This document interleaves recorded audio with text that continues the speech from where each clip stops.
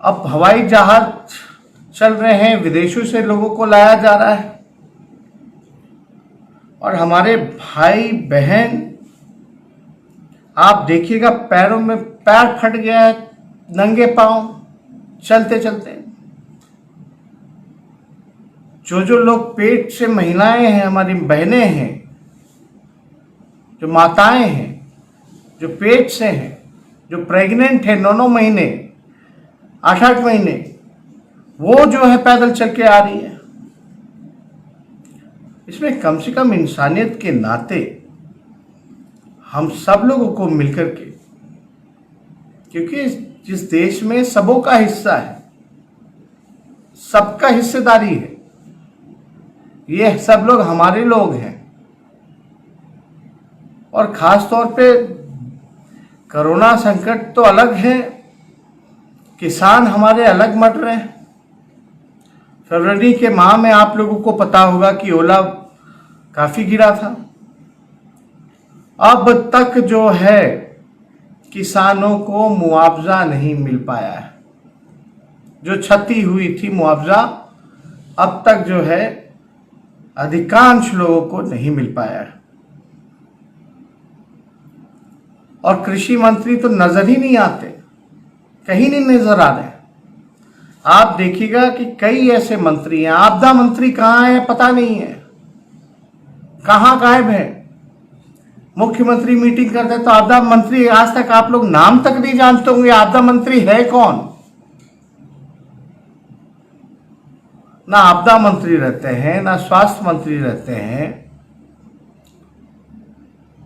तो पूरी तरीके से लेबर मिनिस्टर जो हैं उनको तो पूछा ही नहीं जाता, जो बिहार के हैं। तो हमारी जो सरकार है, देखिए विपक्ष, हम इसमें कोई राजनीति नहीं करना चाहते हैं, ये समय राजनीति का एकदम नहीं है, लेकिन ये हम लोगों की नैतिक जिम्मेदारी बनती है कि अगर कोई गलत हो रहा है, अगर कहीं सुधार की जरूरत है, तो उसको जो है सुनना चाहिए, कमियों को जो है एक्सेप्ट करके उस पर काम करना चाहिए, सुधारना चाहिए। जो भी विपक्ष या हम लोग जो पहले से सलाह दे रहे थे, आखिरकार वही हो रहा है।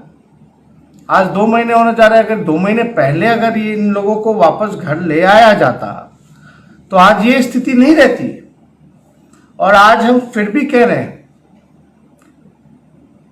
आप अगर डेटा देखेंगे तो बिहार सबसे फिसड्डी है टेस्ट के मामले में।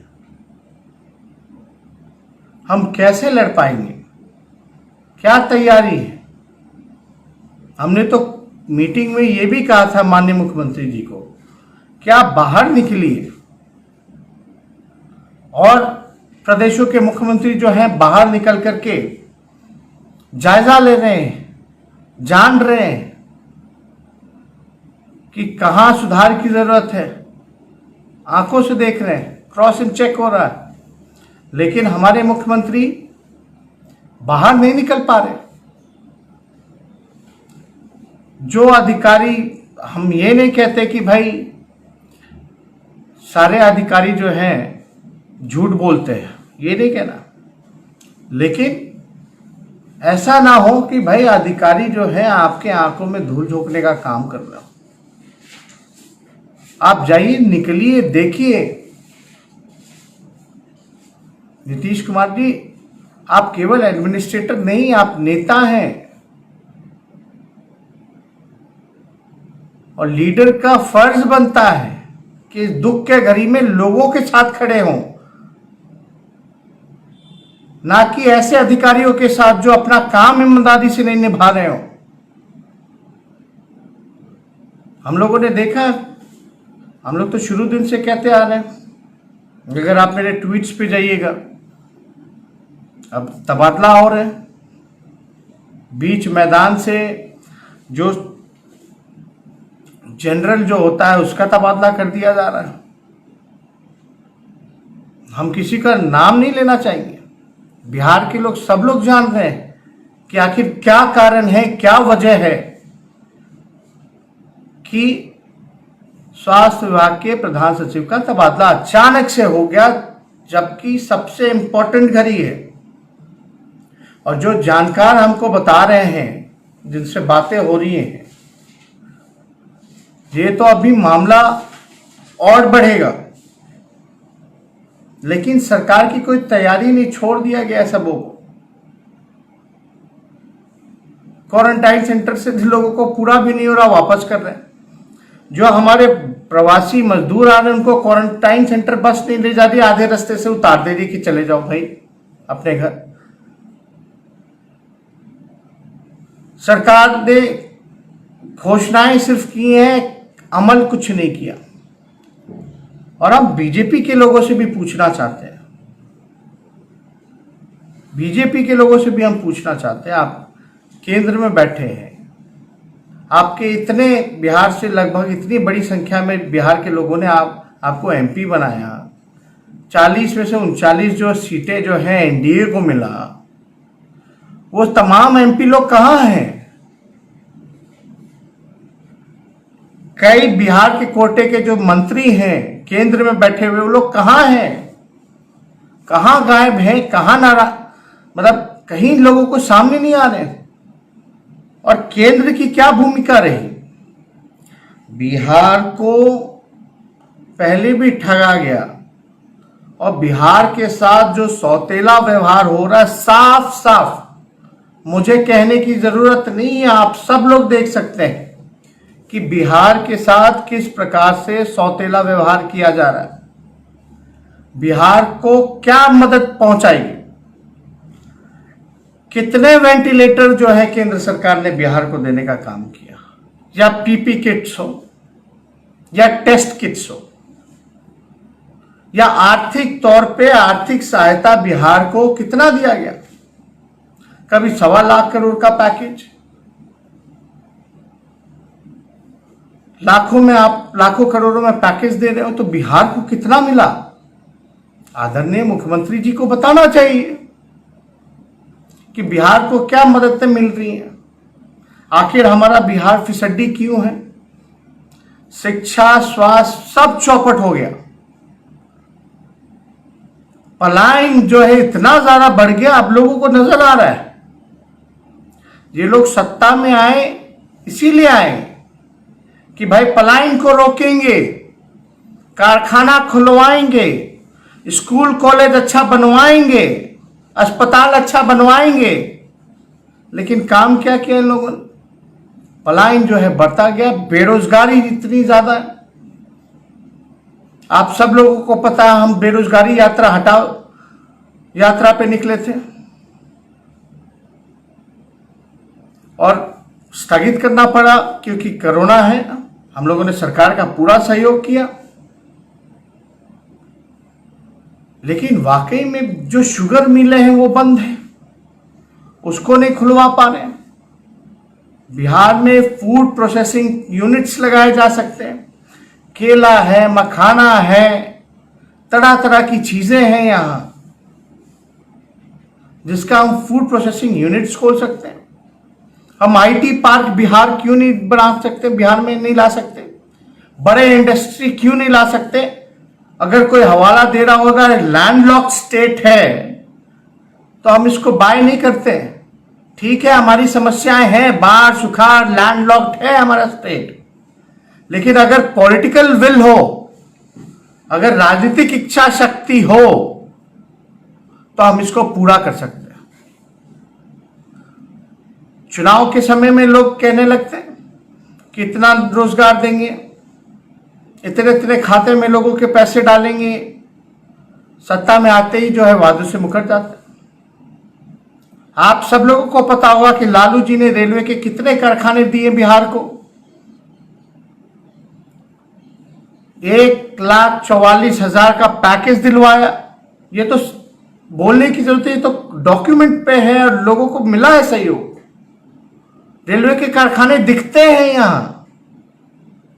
रेलवे से लेकर के लालू जी ने कितने रोजगार अवसर पैदा किए,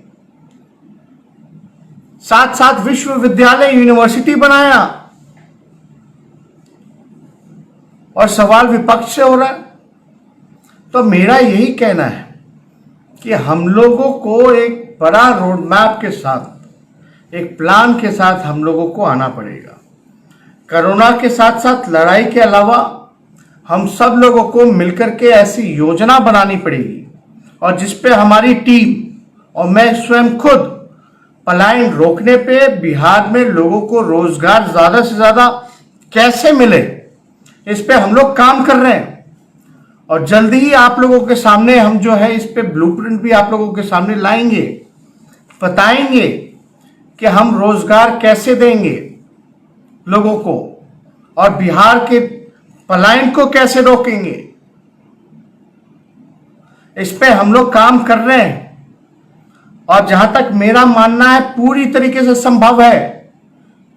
हम बिहार में अच्छे यूनिवर्सिटीज बना सकते हैं, इंडस्ट्री आ सकती है, हम रोजगार दे सकते हैं, बनाए जा सकते हैं, अवसर लोगों के लिए पैदा किए जा सकते हैं। लोगों को बिहार से बाहर जाने की जरूरत नहीं पड़ेगी। यहां आईटी पार्क बन सकता है, सेज बन सकता है, फूड प्रोसेसिंग यूनिट्स बन सकते हैं, लेकिन इच्छा शक्ति होनी चाहिए। आज जो है, आज अगर आप देखेंगे तो सरकारें क्या कर रही है। केंद्र सरकार जो है 500 रुपया खाता में भेज रहा है, जनधन योजना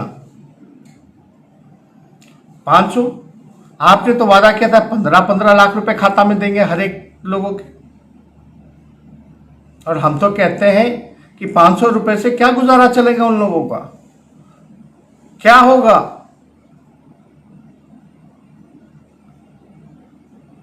जो लोग मजदूर जो फंसे हुए हैं बाहर, आपने उनको लाने में क्या सहयोग किया है, वो कैसे आएंगे बिहार। और हम शुरू दिन से कह रहे हैं, जितने लोग कोरोना से मर रहे हैं उससे कई बेसी, कई ज्यादा संख्या में भूख से और एक्सीडेंट से, दुर्घटना में मारे गए। वही चीजें हो रही हैं, लेकिन सरकार का इस पे ध्यान देना चाहिए कि भाई जो लोग फंसे हुए हैं उनको लाइए। आप 500 रुपए देने की बात कर रहे हैं, 500 रुपए में क्या गुजारा चलेगा। आपने किसान के लिए क्या किया, मजदूर के लिए क्या किया, बिहार को कौन सा स्पेशल पैकेज आप जो घोषणा करते हैं स्पेशल पैकेज क्यों नहीं दिया। बिहार को आपने विशेष राज्य का दर्जा क्यों नहीं दिया, लोगों को रोजगार क्यों नहीं दिया, क्यों नहीं इंडस्ट्री खुलवाई गई, क्यों नहीं बंद चीन मिलें खुलवा जा रही हैं, पेपर मिलें क्यों नहीं खुलवाई जा रही है। आप 500 रुपए दे रहे हैं, लोग जो है रोजगार जो है आप उनको दीजिए, अपने बलबूते खड़े होंगे। और नीतीश जी, इसकी कोई भरपाई नहीं हो सकती है। आप कहते हैं आने के बाद पैसा देंगे, क्वारंटाइन करने के बाद पैसा देंगे, मतलब कि पूरी तरीके से सरकार जो है हर एक प्रकार से शोषण लोगों का कर रहा है, और पूरे मामले में हर जगह जो है धांधली की जा रही है। अभी कई ऐसे हमारे बिहार के टीचर्स हैं जिनको सैलरी तक नहीं मिली और कई कारणों की वजह से उनकी मृत्यु हुई है। क्यों नहीं शिक्षकों को सैलरी दी जा रही है। मतलब जो गरीब है, जो कमजोर है, आप उनको मरने के लिए छोड़ दिए।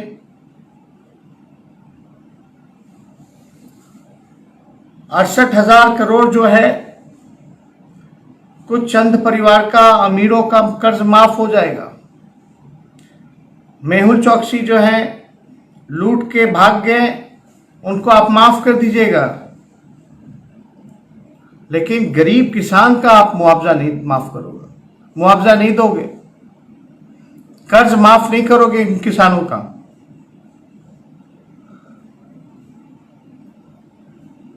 और लालू जी जब केंद्र में थे, आपको पता होगा, रेल मंत्री रहे, हम लोग यूपीए के अलायंस पार्टनर रहे, आदरणीय रघुवंश प्रसाद सिंह जी ग्रामीण विकास मंत्री रहे। ये हम लोगों ने, राष्ट्रीय जनता दल के लोगों ने, यूपीए के लोगों ने उस समय जो है लाने का काम किया। मनरेगा, जिस पर अभी सब निर्भर हैं, जो फैसले लिए जा रहे हैं कि मनरेगा में लोगों को काम मिलेगा, ये किसका है? कौन लोग थे? ये लालू जी की देन है। तो हम लोग सब लोगों को विषय जो है कई प्रकार का लोग जो है डाइवर्ट करने की कोशिशें की जाती हैं। अभी माननीय डिप्टी सीएम जो है आदरणीय सुशील मोदी जी, वो तरह तरह का बयान दे रहे हैं। यहाँ लोग मर रहे हैं भूख से, एक्सीडेंट से, दुर्घटना से, और वो जो है कह रहे हैं कि भैया इलेक्शन जो है डिजिटल होगा। इलेक्शन की चिंता, डिजिटल मतलब इलेक्शन कमीशन को नहीं पता कि डिजिटल होगा कि नहीं होगा चुनाव, लेकिन सुशील मोदी जी को पूरा पता है कि डिजिटल होगा। ये डाइवर्ट करना चाहते हैं इशू। अभी लोगों के सेवा में लगना चाहिए तो इनको डिजिटल चुनाव नहीं याद आ रहा है।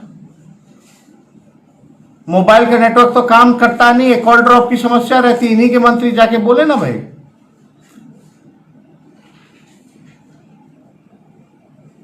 तो इस दुख के घड़ी में हम सब लोग किस प्रकार से एकजुट रहें, और खास तौर पे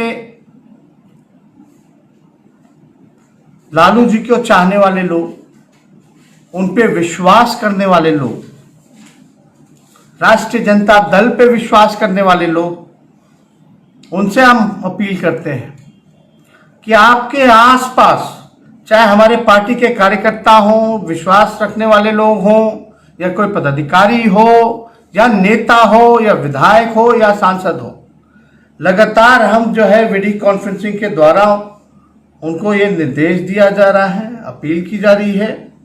और मैं इस फेसबुक लाइव के माध्यम से भी आप सब लोग, जिन लोगों की आस्था, जिन लोगों का विश्वास लालू जी में और राष्ट्रीय जनता दल में है, वो सब लोग आस पास अगर कहीं भी गरीब नजर आए तो आप उसको हर एक प्रकार से मदद कीजिए।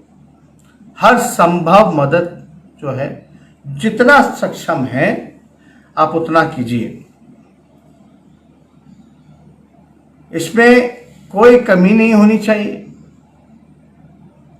We the people of India, हमसे है भारत। और ये गरीब जो है जिस परेशानी में है, हमारे तो रोए खड़े हो जाते हैं जब इस तरह के दर्दनाक वीडियो जब सामने आता है। मतलब आप शब्दों में आप बयान नहीं कर सकते कि, और हम कल्पना भी नहीं कर सकते यहाँ बैठे बैठे कि लोगों पर क्या गुजर रही है। मानसिक, शारीरिक, आर्थिक, हर एक तरह से प्रताड़ना उनको हो रही है, हर एक प्रकार से। इंसानियत के नाते अगर हम उनके साथ खड़े नहीं रहे, इंसान होने के नाते, तो उनके साथ कौन खड़ा रहेगा?